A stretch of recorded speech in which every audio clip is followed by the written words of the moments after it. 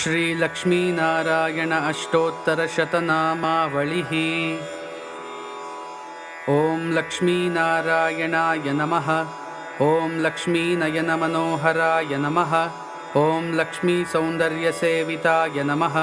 ॐ लक्ष्मीकान्ताय नमः। ॐ लक्ष्मीलावण्यप्रियाय नमः। ॐ लक्ष्मीवल्लभाय नमः। ॐ लक्ष्मीभोगैकनिलयाय नमः।